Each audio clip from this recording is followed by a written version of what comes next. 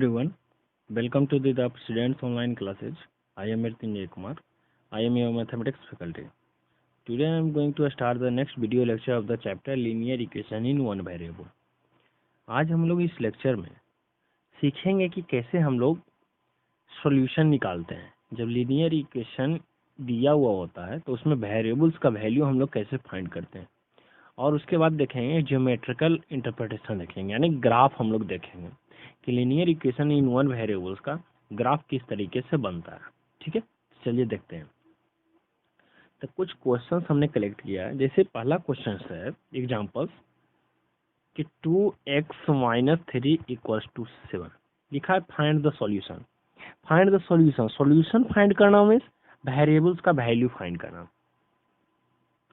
Means देखिए, linear equation हमने क्या बताया था कि अलजेब्रिक एक्सप्रेशन जिसमें इक्वलिटी का साइन होगा, जो कि किसी से इक्वेट होगा। देखिए ये अलजेब्रिक एक्सप्रेशन है, उसमें इक्वलिटी का साइन है, ये इक्वेट हो रहा है 7 से। ठीक है, लीनियर इक्वेशन है, और इसमें देखिए ओनली वन वेरिएबल x है, तो ये क्या हो गया, linear equation in one variable है।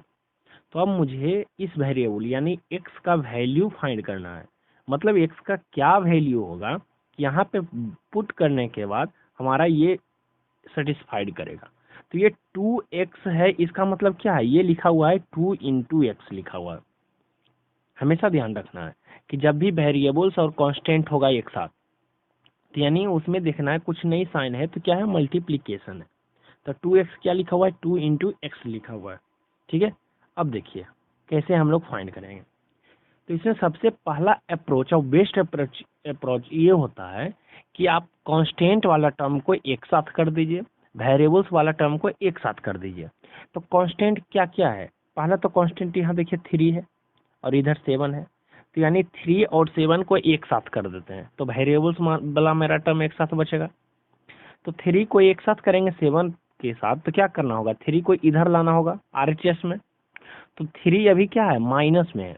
जब RHS में जाएगा उधर इक्वलिटी के राइट साइड में, तो क्या हो जाएगा, माइनस प्लस हो जाएगा। तो किस तरीके से हो जाएगा, तो 2x = 7 और 3 उधर जाएगा तो 7 + 3 हो जाएगा, ये हो जाएगा। अब देखिए 2x = 7 + 3 10, 2x = 10। अब देखिए 2x क्या लिखा हुआ है, यानी 2 × x = 10 लिखा हुआ है, यही तो लिखा हुआ है। अब देखिए, अब कांस्टेंट ये है, यहाँ कांस्टेंट है, ये वेरिएबल है। तो हमने क्या बताया, कांस्टेंट को एक साथ कर दीजिए। तो कांस्टेंट यानी 2 को इधर लाना होगा। तो अभी 2 जो है इसमें मल्टीप्लिकेशन में है, तो यानी इधर जाएगा RHS में, तो ये क्या हो जाएगा, डिवीजन में हो जाएगा। यानी इधर बचेगा x = 10 और ये हो जाएगा 2 डिवाइड में, तो 10/2। तो यानी 10/2 कितना हो जाएगा, 5। तो x = 5, यानी x का वैल्यू क्या आ गया, 5 आ गया। वेरिएबल्स का वैल्यू कितना आ गया, 5। तो इसका सॉल्यूशन क्या होगा, 5। अब यहाँ पे आप वैल्यू पुट कीजिए, तो 2 × 5 10, 10 - 3 7, देखिए सेटिस्फाइड कर गया। तो ये सॉल्यूशन निकालना है। तो सबसे बेस्ट अप्रोच क्या है, सबसे बेस्ट अप्रोच है कि वेरिएबल्स को एक साथ, कांस्टेंट को एक साथ कर दीजिए, किसी भी साइड, आइदर वेरिएबल्स को RHS में कर दीजिए या LHS में कर दीजिए। कांस्टेंट को या तो LHS में कर दीजिए या RHS में कर दीजिए, कोई दिक्कत नहीं है। तो ये का केस था जो कि क्या था, RHS में नंबर था, ये पहला केस। सेकेंड केस होगा कि LHS में भी कोई अलजेब्रिक एक्सप्रेशन होगा और RHS में भी कोई अलजेब्रिक एक्सप्रेशन होगा। कैसा, देखिए 3x + 9 = x + 2, ऐसा है। दोनों साइड क्या है, एक अलजेब्रिक एक्सप्रेशन है, थोड़ा सा मॉडिफाइड है, लेकिन है वही चीज, सेम चीज है। क्या करना है, कांस्टेंट को एक साथ, वेरिएबल्स को एक साथ। तो देखिए इसमें भी हमारा सेम वेरिएबल्स है, x, इधर भी x और इधर भी x, तो यानी वेरिएबल्स को एक साथ करेंगे। तो इस x को या तो इधर ले आइए या 3x को इधर ले आइए। तो हमने क्या किया, इस x को इधर 3x के साथ ले आए और 9 को इधर 2 के साथ लेके चले गए। तो क्या हो गया, कांस्टेंट एक साथ हो गया और वेरिएबल्स एक साथ हो गया। तो जब x को इधर लाएंगे तो प्लस था तो क्या हो जाएगा, माइनस। तो यानी 3x - x = यहाँ भी 2 है तो 2, और यहाँ देखिए +9 है तो उधर जाएगा तो क्या हो जाएगा, -9। हमेशा ध्यान देना है कि जब भी आप किसी भी कांस्टेंट या वेरिएबल्स को इक्वलिटी के कोई भी साइड अगर आप उसको ट्रांसफॉर्म करेंगे तो उसका साइन भी ट्रांसफॉर्म हो जाएगा। ठीक है, ये ट्रांसपोजिशन रूल है कि जब भी अपना वो पोजीशन चेंज करेगा इक्वलिटी के किसी भी साइड, तो अपना साइन को चेंज करके जाएगा। तो ठीक है, तो साइन चेंज हो गया तो 3x माइनस एक्स कितना हो गया, तो यहाँ देखिए 3x यानी 3x, और इसमें एक x को घटाना है तो कितना बचेगा, 2x बचेगा, तो यानी 2x equals to 2 minus 9 minus 7। अभी देखिए क्या आ गया, 2x इक्वल्स टू माइनस 7। अब क्या करना है, कांस्टेंट को एक साथ, वेरिएबल्स को एक साथ, यानी ये 2 इंटू एक्स है तो इधर जाएगा तो डिवीजन में हो जाएगा, तो x इक्वल्स टू माइनस 7/2। तो x का कितना वैल्यू आ गया, -7/2 आ गया। तो ये सॉल्यूशन है इस इक्वेशन का। तो इसमें दो ही केस होता है, या तो आरएचएस में आपका कोई एक साइड कोई वो नंबर होगा, या दोनों साइड आपका अलजेब्रिक एक्सप्रेशन होगा। तो यही दो कंडीशन होता है, और ये दोनों कंडीशन, दोनों केस का हमने सॉल्यूशन देखा। आगे चलते हैं, हम लोग देखते हैं कुछ वर्ड प्रॉब्लम एप्लीकेशन, मतलब कि ये जो हम लोग पढ़े सॉल्यूशन, इसका एप्लीकेशन कहाँ है, क्या है, ये देखिए। यानी वर्ड प्रॉब्लम कुछ है, जैसे आप ही का बुक्स है उससे हमने कलेक्ट किया है। पहला क्वेश्चन है, वर्ड प्रॉब्लम सबसे बड़ी चीज ये है कि आपको इक्वेशन बनाना पड़ेगा। अगर आपने इक्वेशन बना लिया सही से तो इजीली आप आंसर निकाल देंगे। अगर आपसे इक्वेशन नहीं बना तो आप नहीं कर पाएंगे। तो इसमें पूरा खेल है इक्वेशन बनाने का, और इक्वेशन तभी बनेगा जब आप प्रैक्टिस करेंगे, जब आप क्वेश्चंस को अच्छे से पढ़ेंगे, अच्छे से समझेंगे। एक क्वेश्चन को 2 बार, 3 बार, 4 बार, 5 बार पढ़िए, तब जाकर आपको उसका मीनिंग पता चलेगा, तब इक्वेशन आपका फॉर्म होगा। और जैसे जैसे आप क्वेश्चन पढ़ते हैं आप उसको नोट करते जाइए, जो वो क्वेश्चन में बोल रहा है वो नोट करते जाइए, बस वैसे ही लिखते जाइए। पहला क्वेश्चन देखिए क्या है, कहता है if you subtract 1/2 from a number. कहता है कि अगर आप किसी नंबर से किसी नंबर में 1/2 सब्ट्रैक्ट करते हैं, तो नंबर तो पता नहीं है, तो मान लीजिए नंबर है x, नंबर x, उसमें कितना सब्ट्रैक्ट करते हैं 1/2, तो x माइनस 1/2। ठीक है, सब्ट्रैक्ट कर दिए भाई। If you subtract 1/2 from a number, subtract कर दिए, and multiply the result by 1/2, और रिजल्ट जो आया उससे 1/2 को मल्टीप्लाई करना। तो रिजल्ट अभी क्या है, ये है, तो इसमें 1/2 हम मल्टीप्लाई करते हैं, तो आपको कितना मिलेगा, तो आपको मिला 1/8, 1/8। तो व्हाट इज द नंबर, यानी नंबर हम क्या माने x, तो यानी x का वैल्यू फाइंड करना है। तो कैसे निकालेंगे देखिए, तो ये इक्वेशन फॉर्म्ड हो गया मेरा अकॉर्डिंग टू क्वेश्चंस। अब देखिए x माइनस 1/2 इंटू 1/2 है, वो इंटू 1/2। अभी क्या करना है, कांस्टेंट को एक साथ, वेरिएबल्स को एक साथ। तो ये जब इंटू में है तो उधर जाएगा तो क्या हो जाएगा, डिवीजन में हो जाएगा, यानी 1/8 डिवाइडेड बाई 1/2 करेंगे तो वो 2 चला जाएगा ऊपर, ऐसा हो जाएगा। ठीक है, तो देखिए 2 4 जाए 8, तो यानी 1/4। तो x माइनस 1/2 इक्वल्स टू 1/4, ये आ गया।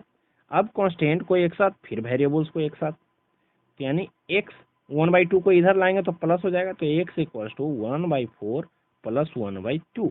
अब इसको सोल्व करेंगे तो आ जाएगा 1 + 2 यानी 3/4। आंसर कितना आ गया, 3/4, यानी वो नंबर 3/4 है, जिसमें अगर 1/2 सब्ट्रैक्ट करते हैं और फिर 1/2 मल्टीप्लाई करेंगे तो हमारा रिजल्ट 1/8 आ जाएगा। चेक कर लेते हैं, तो मेरा नंबर आया 3/4, 3/4। ठीक है, तो कहता है इसमें 1/2 आप सब्ट्रैक्ट कीजिए, 1/2 सब्ट्रैक्ट कीजिए, तो 1/2 सब्ट्रैक्ट करेंगे तो कितना आ जाएगा, ये आ जाएगा 3 - 2 यानी 1/4 आ गया। अब जो रिजल्ट आया यानी 1/4 आया, उसमें 1/2 मल्टीप्लाई कीजिए, तो 1/2 मल्टीप्लाई कीजिए तो आपको 1/8 आना चाहिए था। देखिए 1/8 आ गया, तो सही है भाई, मेरा नंबर 3/4 होगा। उसी तरीके से सेकेंड क्वेश्चन देखिए।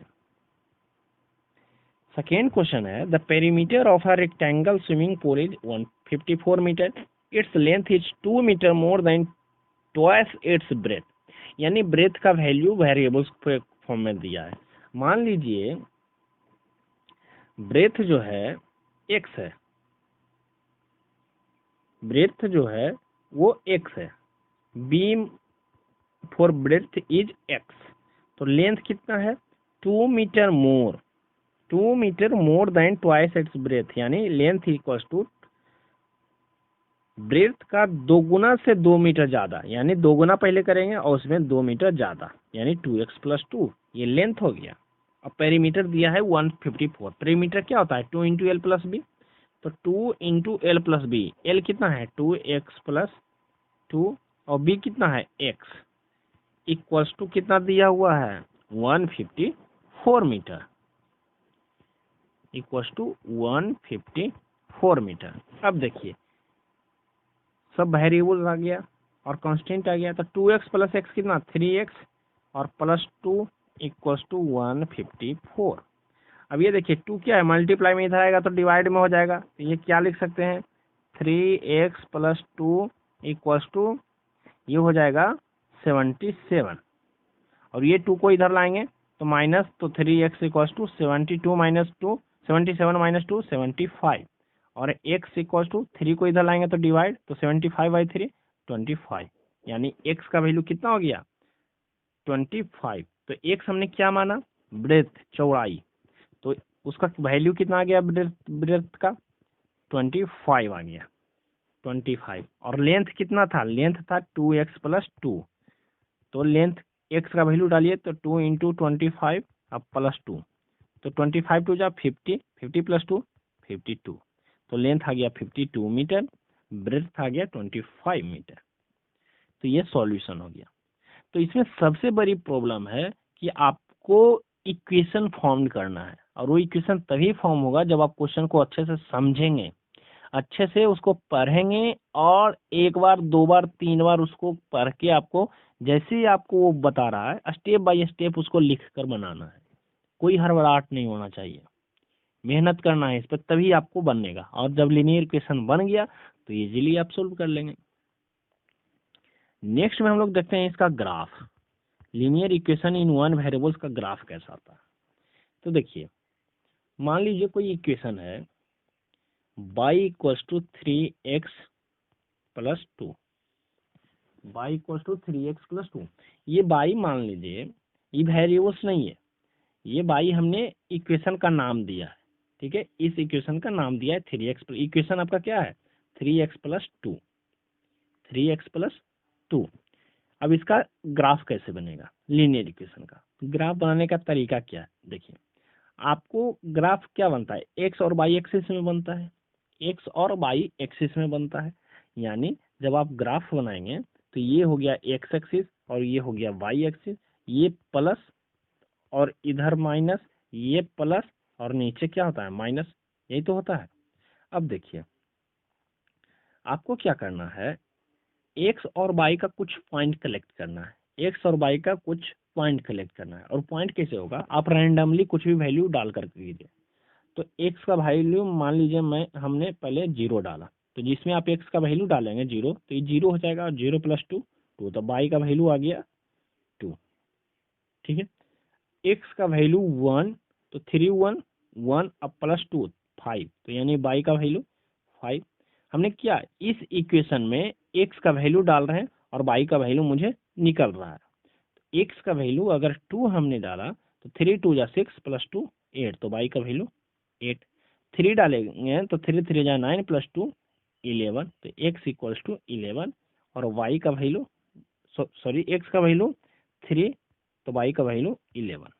ये देखिए 4 पॉइंट आ गया, जब x का वैल्यू 0 तो 0 कहाँ पर होता है यहाँ पे, x का वैल्यू 0 तो y का वैल्यू 2, तो यानी y का वैल्यू मान लीजिए ये पॉइंट है, ये y का, और हम लोग जानते हैं कि किसी भी एक्सिस पे उसके अपोजिट वाला वैल्यू 0 होता है, यानी x एक्सिस पे y का वैल्यू 0 होता है, y एक्सिस पे x का वैल्यू 0 होता है। तो सबसे पहला पॉइंट मिल गया कि x 0 तो y का वैल्यू 2, ये। अब देखिए x का वैल्यू 1, मान लीजिए x का वैल्यू 1 तो y का वैल्यू 5, यानी ये वाला पॉइंट, y का वैल्यू 5 तो ये वाला पॉइंट आ गया। फिर x का वैल्यू 2 ये, तो y का वैल्यू 8, मान लीजिए 8 यहाँ है, तो ये वाला पॉइंट आ गया, ठीक है। अब x का वैल्यू 3, x का वैल्यू 3 तो y का वैल्यू 11, तो ये आ गया। तो देखिए 4 पॉइंट, यानी अब इस पॉइंट को मिला दीजिएगा तो एक ग्राफ बनेगा, तो ये ऐसा ग्राफ बनेगा, ठीक है। तो ये ग्राफ हो गया। तो हमेशा लीनियर इक्वेशन का ग्राफ एक स्ट्रेट लाइन बनता है, और ये देखिए स्ट्रेट लाइन बना है, तो यानी ये linear equation in one variables का ग्राफ है, ठीक है। तो इसमें इन्फिनाइट नंबर्स ऑफ पॉइंट इस पे मिलेगा आपको लीनियर इक्वेशन पे, ठीक। तो ये ग्राफ हमने अपने आप कुछ भी वैल्यू रैंडम लिया, आप माइनस भी मान सकते हैं, कुछ भी एक्स का वैल्यू मानिए, वाई का वैल्यू आपको निकलेगा, और फिर उस पॉइंट को आप शो करके एक्सिस पे, और उसको एक लाइन ड्रॉ कर देना है, मिला देना है सारे पॉइंट को, तो एक ग्राफ आपको बन जाएगा लीनियर इक्वेशन का। तो ये linear equation in one variables का ग्राफ है, ज्योमेट्रिकल इंटरप्रिटेशन है, ठीक है। Thank you.